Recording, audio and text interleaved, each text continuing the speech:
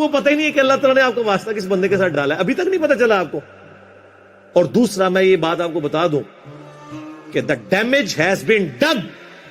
جو میں اپنی زندگی میں آپ کے فرقوں کے ساتھ کر سکتا تھا نا، وہ میں آج کی ڈیٹ میں کر چکا ہوں۔ جو ڈیمیج آپ کو پہنچنا تھا آپ کے صدیوں کے کھڑے ہوئے فرقوں کو، وہ پہنچ چکا ہے۔ اب اس ڈیمیج کی ریکوری کا میری زندگی یا میرے ملک میں رہنے یا نہ رہنے سے کوئی تعلق نہیں۔ الٹے گئے ہیں کہ نہیں فرقے؟ لوگوں کو نیگیٹو تعارف ہوتا ہے اس پلیٹ فارم کا، وہ اپنا پلیٹ فارم چھوڑ کے اٹیچ ہو جاتے ہیں۔ اٹیچ یہ نہیں کہ وہ میں نے کوئی چندہ بک ہے، نہیں، ہم تو اپنی جیب سے کھلاتے ہیں۔ اور ہماری ڈگری اللہ کے نبی نے ہمیں دی ہے صلی اللہ علیہ وآلہ وسلم، بلغوا عنی ولو آیہ، صحیح بخاری، پہنچا دو میری طرف سے اگرچہ تمہیں ایک آیت ہی آتی ہو نا، آگے پہنچا دو۔ تو سرکار یہ آپ کیوں روند مار رہے ہیں؟ ہم کم کہتے ہیں کہ علماء سے نہ پوچھے، ہم ہی تو ہیں جو کہتے ہیں پوچھو مولویوں کو کتنے لکھے۔ ہاں وہ کہتے نہیں اگلا جملہ نہ بولو۔ آج تک میں نے قرآن کے کسی معجزے کا کرامت کا انکار کیا، صحابہ کرام کی کرامات کا انکار کیا؟ ہم ان کے بابوں کی جھوٹی باتوں کو نہیں مانتے، ہم کہتے ہیں جھوٹے کلیم کر رہے ہیں، یہ اپنے بابوں کے بارے میں وہ کرامات اور معجزات کلیم کر رہے ہیں جو نبی کو نہیں دیے گئے۔ یہی تو ہم نے لکھا ہے ادھر، نبی کے جیسا ہے ہی کوئی نہیں، بابے تے شاہی کوئی نہیں۔ اگر نبی کو ایک معجزہ نہیں دیا گیا، وہ آپ بابے کے بارے میں کیسے کلیم کر رہے ہیں؟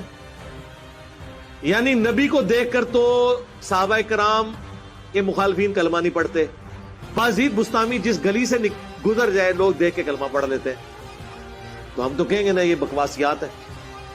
کون سا تمہارا بابا ہے جس کا مرتبہ عیسیٰ ابن مریم سے بڑھ کے اولو العزم پیغمبر؟ اللہ نے فرمایا ان دونوں کو کرسچنز ان کی عبادت کر رہے ہو جو کہ نہ تمہارے نفع کے مالک نہ نقصان کے۔ اچھا یہ بھاگتے تھے، وہ کہتے تھے او جی ہم بابوں کی عبادت تو نہیں کرتے۔ آگے لکھا ہے تیرے نفع نقصان کے مالک نہیں عیسیٰ اور ان کی ماں۔ آیا نا داڑ تھلے، چھڑ دے عبادت نو۔ اگر عیسیٰ اور ان کی ماں نفع نقصان کے نہیں ہے تو تواڈے بابے تے شاہی کوئی نہیں۔ اس بندے کے بارے میں جو صحابہ کرام کے فضائل کے اوپر جس کے سب سے زیادہ کلپ ہیں، جائیں لکھیں دنیا میں انکلوڈنگ طارق جمیل صاحب کے، کسی کا کلپ نکال لیں صحابہ کرام کے فضائل کے اوپر، خوبصورت انداز، ایک ایک چیز ریفرنس کے ساتھ بلیک اینڈ وائٹ میں۔ صرف میرے کلپس ہیں، خالد ابن ولید لکھیں، سیدنا ابوبکر لکھیں، سیدنا عمر لکھیں، سیدنا عثمان لکھیں، سیدنا علی لکھیں، اتنے ڈیٹیلز میرے کلپ ملیں گے جس میں میں نے شانیں بیان کی۔ آپ لوگ تو مرضی کے صحابہ کی شانیں بیان کرتے ہیں، اور تو اور چھوڑ دو، حضرت معاویہ کے فضائل پہ بھی میرا ایک کلپ، پیچھے تو کوئی بات نہیں رہ جاتی، وہ بھی نہ کھولے تو آپ نے مجھے پکڑ لینا۔ تو مجھے آپ بتائیں گے کہ میں یہ نہیں کہتا ہوں صحابی کہ اگر رسول اللہ دنیا میں تشریف لے آئیں، کتنے خوش ہوں کہ دنیا میں آج بھی لاکھوں لوگ ایسے ہیں جو کہتے ہیں ہمیں کسی بابے کی کوئی بات نہ بتاؤ، ہمیں بتاؤ اللہ کے نبی نے کیا فرمایا ہے۔ تو یہ کہاں پہ ملتے ہیں لوگ؟ یہ مخلوق کہاں پہ پائی جاتی ہے؟ یہ ہمارے سٹوڈنٹس میں پائی جاتی ہے۔ یہ لوگ اس قابل ہیں جنہیں قیامت والے دن نبی علیہ السلام اپنے سینے سے لگے انشاءاللہ، کہ انہوں نے کسی کو نہیں مانا، انہوں نے کہا بس وہ بتاؤ جو آسمانوں سے ہمارے پیغمبر پہ نازل ہوا جس کی قبر مدینہ شریف میں۔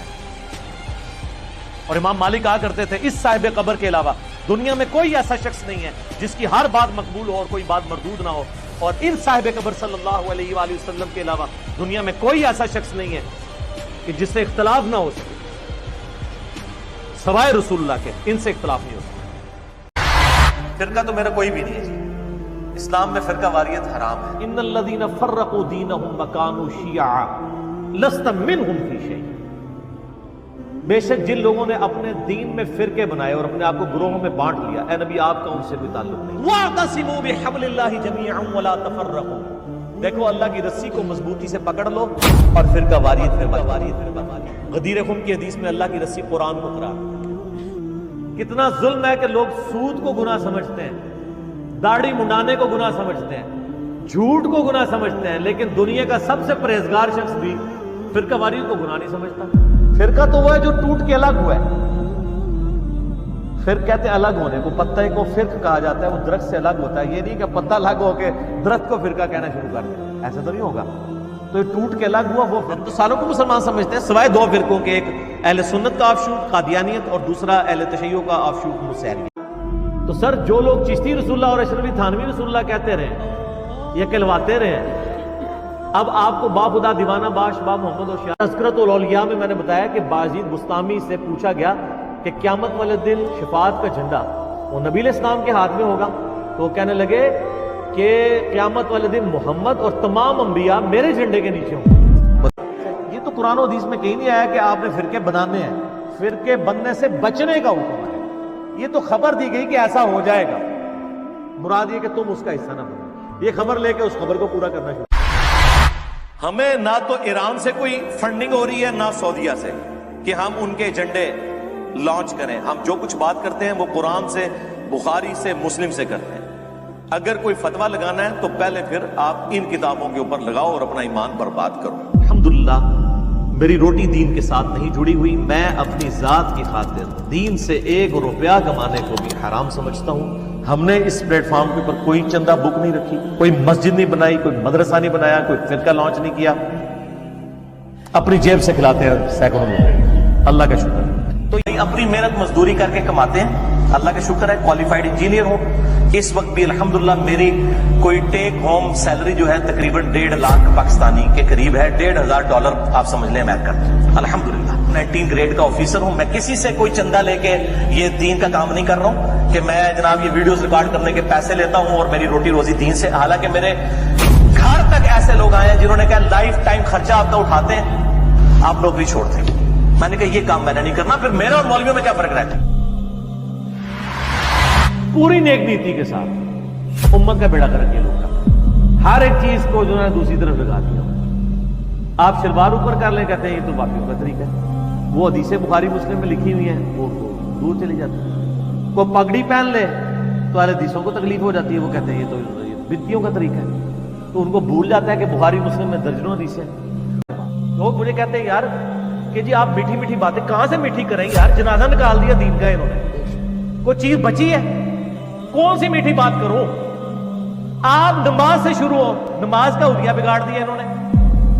پاکستان میں 90% لوگ اس طریقے پہ نماز ہی نہیں پڑھ رہے جو بخاری مسلم میں لکھا ہے۔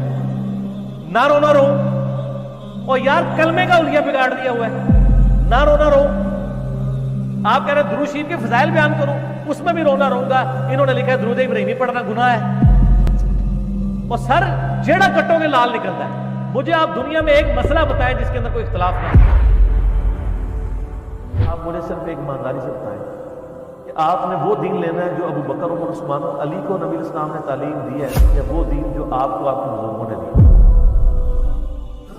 میرا کوئی ایک نظریہ ایسا بتائیں جو میں نے امت میں نیا لانچ کیا، کوئی ایک۔ ہماری ہر بات کے ساتھ کسی مقطع فکر کے گلے میں ہار پڑ رہا ہوتا ہے اور کسی مقطع فکر کی دھوپ پہ پاؤں پڑنے کے لیے اللہ پیچھے، رسول پیچھے، آگے تمہارے بابے۔ عزتیں اویل کی ہیں تم نے اللہ اور اس کے رسول کے نام کے اوپر، چندے کھائے ہیں تم نے رسول اللہ کے نام کے اوپر صلی اللہ علیہ وآلہ وسلم، سواریاں سوار کی ہیں تم نے مکے اور مدینے کے نام کے اوپر، اور غداری کی ہے اپنے دین کے ساتھ۔ ممبروں پہ چڑھ کے کہتے ہو قرآن و حدیث ڈائریکٹ نہ پڑھنا، گمراہ ہو جاؤ گے۔ واہ، جو یہ علماء ہیں شیاطین، جنات اور انسانوں میں سے شیاطین، جو تمہیں یہ کہنے قرآن و حدیث ڈائریکٹ نہ پڑھنا، گمراہ ہو جاؤ گے، اور تم کہتے ہو مفتی صاحب نے فرما دیا، سبحان اللہ۔ تو یہ داڑھی والے جو مولوی ممبروں پہ چڑھے ہوئے جھوٹ سکھا رہے ہیں آپ کو، ان کو کبھی آپ نے کہا نہیں؟ آپ فرق دیکھ لیں، جہاں آپ کی دنیا کا نقصان ہوتا ہے نہ آپ کو مفتی کی داڑھی نظر آتی ہے، ہو سکتا ہے آپ جا کے آگ لگا دیں اس کی داڑھی کوئی، لیکن جہاں آپ کا دین کا نقصان ہو رہا ہے آپ کہتے ہیں مفتی صاحب نے فرما دیا، وہاں ہم لاکھ چیختے رہے کہ یار یہ مفتی صاحب آپ کو اپنے بابوں کا دین بتا رہے ہیں، کتابوں میں دین کچھ اور لکھا ہوا ہے، ٹس سے مس نہیں ہوتے۔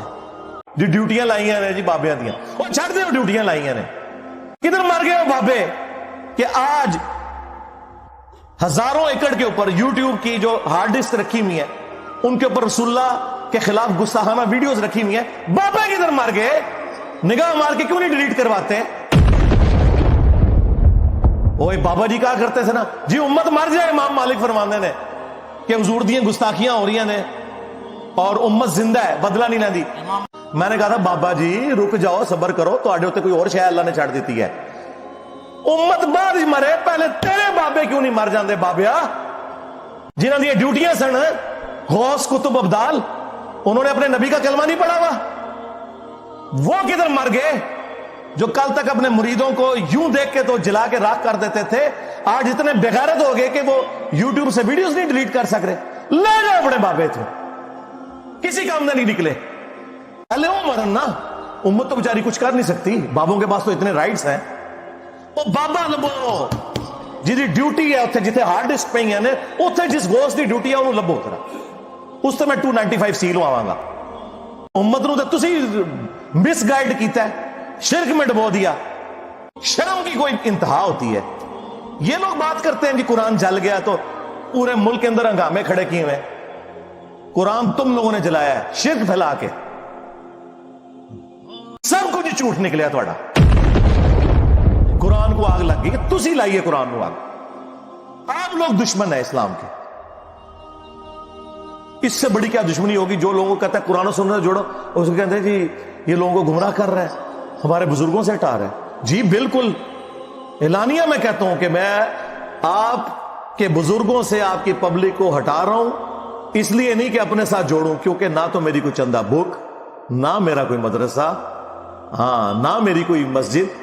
چندے آپ کو دیں, نمازیں آپ کے پیچھے پڑھیں. ہم توڑ رہے اس لیے نہیں ہے, آپ کے بزرگ ویسے اسی لیے توڑتے تھے کہ کسی سے توڑ کے اپنے ساتھ جوڑے. لیکن آج جو شخص آپ پہ اللہ تعالیٰ نے مسلط کیا ہے نا, یہ شخص آپ کے بزرگوں سے توڑ کے اپنے ساتھ نہیں جوڑ رہا, یہ اس کے ساتھ جوڑ رہا ہے جس کی قبر مدینے میں صلی اللہ علیہ وآلہ وسلم. لے جس مرضی مدرسے میں, بس وہ جب پڑھا رہے ہونا انہیں کہ ہمیں قرآن اور سنت پڑھائیں, ہمیں یہ نہ بتائیں بابے کیا کیا کہ ہیں, اور ان سے سوال کریں کہ قرآن میں تو یہ لکھا ہوا ہے آپ تو ہمیں یہ پڑھا رہے ہیں, لے لو داخلہ, پھر ڈگری قیامت تک کو نہیں لبنی.